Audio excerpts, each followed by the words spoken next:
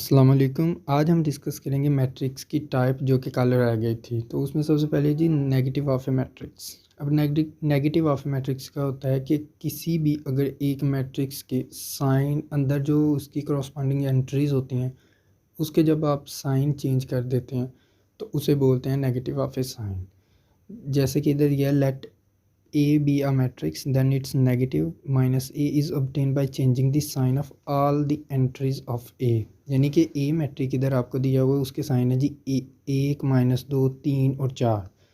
इसको आप negative of matrix बनाने के लिए क्या करेंगे, जैसे इसके साइंस हैं, मतलब इस मैट्रिक के जो साइन है इसको आपने इसके अपोजिट साइंस के साथ इधर लिख देना। जैसे इसके साथ प्लस साइन है, इधर माइनस लिख दिया, इधर माइनस है तो इधर प्लस लिख दिया, इधर प्लस है तो इधर आपने माइनस लिख दिया, इधर प्लस है तो आपने माइनस लिख दिया।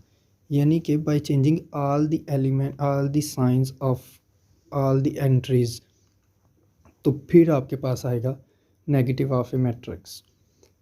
उसके बाद है symmetric matrix. A square matrix is a symmetric if it is equal to its transpose, that is matrix A is symmetric if A transpose is equal to A। Basically symmetric matrix क्या होता है?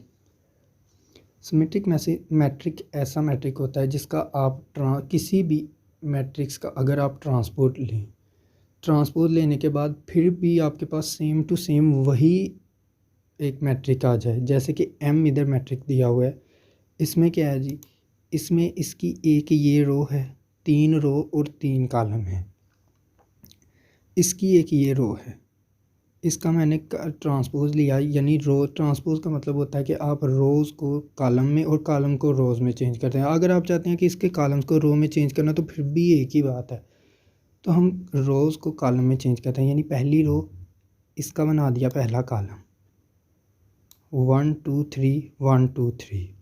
अब दूसरी रो 2 - 1 4, इसको बना दिया इसका दूसरा कॉलम 2 - 1 4। 3 4 0, तीसरी रो इसको बना दिया 3 4 0, यानी कि इसका तीसरा कॉलम। अब अगर ध्यान से देखा जाए तो सेम टू सेम मैट्रिक दोनों हैं। यानी कि 1 2 3 इधर भी 1 2 3 रो में आ रहा है, 2 - 4 2 - 4।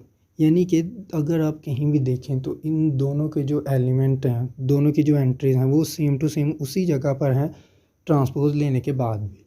तो इस तरह के मैट्रिक को आप कहते हैं सिमेट्रिक मैट्रिक। उसके बाद आ जाएगा जी आपका स्क्यू सिमेट्रिक मैट्रिक्स। अब स्क्यू सिमेट्रिक मैट्रिक्स जो होता है उसमें जो नेगेटिव ऑफ मैट्रिक्स है ना, उसका थोड़ा सा फार्मूला यूज होता है। इसमें होता क्या है कि आप किसी एक मैट्रिक का ट्रांसपोज लेते हो, उसके बाद उसके साइन आप मैट्रिक्स का ट्रांसपोज लेने के बाद आप उसके साइन चेंज कर देते हो, तो आपके पास जो मैट्रिक होगा वो नेगेटिव मैट्रिक्स होगा। लेकिन जब आप उसका मैट्रिक्स का साइन चेंज करोगे तो आपके पास जो मैट्रिक आ जाएगा वो माइनस का हो जाएगा। तो माइनस का होने से आप उसे कहेंगे स्क्यू सिमेट्रिक मैट्रिक्स। जैसे कि उसकी एग्जांपल देख लेते हैं आगे कि ए मैट्रिक्स है ये वाला, इसका लिया हम लोगों ने उसका ट्रांसपोज लेने के बाद मेरे पास ये वाली रकम आ गई, यानी कि ये वाला मैट्रिक्स आ गया जो कि सेम ही है। मैट्रिक्स का साइन लिया, अब इसके हम साइन चेंज कर देंगे, जस्ट साइन। जैसे कि इधर माइनस ज़ीरो है, ज़ीरो के साथ तो कोई साइन होता ही नहीं, अगर हो भी तो आप इधर माइनस होता तो ज़ीरो के साथ तो कोई साइन होता ही नहीं। जैसे प्लस है लेकिन हम इधर माइनस नहीं कर सकते क्योंकि ज़ीरो के साथ कोई भी साइन हो, कोई भी चीज़ ज़ीरो के साथ मल्टीप्लाई हो तो उसका जवाब ज़ीरो ही होता है। अब इधर -2 है तो इसे आप कर देंगे +2, -3 है +3। इसी तरह जैसे ये वाले साइन हैं, ये है जी +2, इधर आप कर देंगे -2। इनको जब प्लस कर देंगे, इनके साइन आप अपोजिट कर देंगे, एक सब के साइन चेंज कर देंगे, तो आपके पास जो नया मैट्रिक्स आएगा वो -A का मैट्रिक होगा। यानी कि स्क्यू सिमेट्रिक मैट्रिक्स जो होता है वो ए का ट्रांसपोज लेने के बाद, किसी मैट्रिक का ट्रांसपोज लेने के बाद उसके साइन चेंज करने के बाद जो आपके पास मैट्रिक होता है वो होता है स्क्यू सिमेट्रिक मैट्रिक। उसके बाद है जी डायगोनल मैट्रिक्स। अब डायगोनल मैट्रिक्स क्या होता है, कोई भी square matrix is called a diagonal matrix if at least one of the entries of of its diagonal is not zero and non-diagonal entries are zero। अब इसका क्या मतलब है? डायगोनल मैट्रिक्स का मतलब होगा जी, डायगोनल मैट्रिक्स, डायगोनल जो होते हैं वो होते क्या हैं वो आपको बताते हैं। ये वाले जो एलिमेंट एंट्रीज़ हैं 1 2 3, ये वाली डायगोनल इनको हम बोलते हैं डायगोनल। अब डायगोनल क्या होगा? डायगोनल होता है जी कम से कम किसी भी एक मैट्रिक्स में सारे एंट्रीज ज़ीरो हो। जैसे कि ये देखिए आप 1 0 0 0, ये भी ज़ीरो, ये भी ज़ीरो, ये भी ज़ीरो, लेकिन डायगोनल के जो मैट्रिक्स हैं वो 1 2 3 आ रहे हैं, यानी कि नॉन ज़ीरो, इनमें कोई भी ज़ीरो नहीं है। तो वो कह रहा है कि ये कोई भी मैट्रिक्स डायगोनल मैट्रिक्स तब होता है जब उसके डायगोनल के जो एलिमेंट होते हैं उनमें से कम एक एलिमेंट ज़ीरो ना हो। अगर ये भी ज़ीरो होता और ये भी ज़ीरो होता और ये वाला एक एलिमेंट सिर्फ ज़ीरो ना होता तो हम कह सकते थे कि ये वाला एलिमेंट भी डायगोनल मैट्रिक्स है, यानी कि उसके जो डायगोनल वाले एलिमेंट होते हैं वो सिर्फ कम से कम एक एलिमेंट ऐसा होना चाहिए जो नॉन ज़ीरो होना चाहिए। जैसे कि देखें, अगर ये मेरे पास ये वाला एलिमेंट मैट्रिक्स है, अगर मैं इसको खुद से ही ज़ीरो कर देता हूँ तो ये भी एक डायगोनल मैट्रिक्स ही है। सारी एंट्रीज़ तो ज़ीरो हैं लेकिन डायगोनल का सिर्फ एक एलिमेंट जो है वो 3 है, यानी कि ज़ीरो नहीं है। तो इसका मतलब है मैं कह सकता हूँ कि ये वाला भी मैट्रिक्स नॉन ज़ीरो ही हुआ, तो ये वाला मैट्रिक्स भी एक किस्म का डायगोनल मैट्रिक्स हो जाएगा। अब ये ऐसा नहीं कि उसके आर्डर का कोई मसला नहीं, आर्डर आप ये वाला भी चूज़ कर सकते हैं 1 0 4, यानी कि 2 बाई 2 का आर्डर भी आप देख सकते हैं। इसमें भी डायगोनल के एक मैट्रिक्स कम से कम नॉन ज़ीरो होना चाहिए, फिर ही आपका मैट्रिक्स जो होगा वो डायगोनल मैट्रिक्स होगा। उसके बाद आ जाएगा जी स्केलर मैट्रिक्स। अब स्केलर मैट्रिक्स क्या होता है कि स्केलर मैट्रिक्स ऐसा मैट्रिक्स होता है जिसके डायगोनल के सारे एलिमेंट सेम टू सेम हों, यानी अगर 1 है तो 1 ही हो तीनों में, जो अगर 2 है तो 2 हो, 3 है तो 3 हो। जैसे ये k है और तीनों में k ही, डायगोनल के तीनों एलिमेंट में k ही आ रहा है।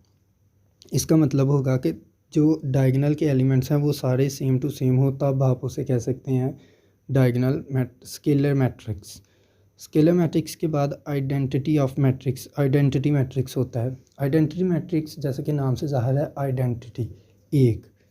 अब आइडेंटिटी मैट्रिक्स होता है कि जिसके डायगोनल के सारे एलिमेंट सिर्फ और सिर्फ 1 1 1 हो, इनके अलावा कोई और एलिमेंट हो तो वो स्केलर होगा, आइडेंटिटी नहीं होगा। अगर किसी भी आप कोई भी मैट्रिक्स देखते हैं उसके डायगोनल के जो मैट्रिक्स होते हैं वो 1 1 1 हो तो ही आप कह सकते हैं कि ये वाला जो एलिमेंट है, जो मैट्रिक्स है ये डायगोनल मैट्रिक्स है। अदरवाइज़ कोई भी मैट्रिक्स आइडेंटिटी मैट्रिक्स नहीं होगा जिसके -1 होगा। अब आगे एक पेज है, उसमें उसने बहुत क्लियर और वाज़ेह आपको बताया, एक नोट बताया, ये देखें। इसमें कह रहा है the scalar matrix and identity matrix are diagonal matrix. The every diagonal matrix is not a scalar और आइडेंटिटी मैट्रिक्स। इसका मतलब है कि स्केलर मैट्रिक्स और आइडेंटिटी मैट्रिक्स को आप डायगोनल मैट्रिक्स कह सकते हैं।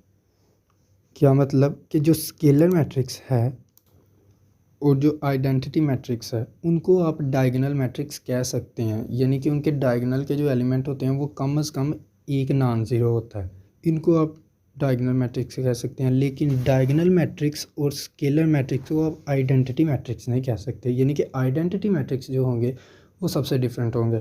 सिर्फ़ और सिर्फ अगर उनके डायगोनल में 1 1 यूज़ होगा तो ही वो आइडेंटिटी मैट्रिक्स होंगे। तो आज का टॉपिक ख़त्म हुआ, शुक्रिया।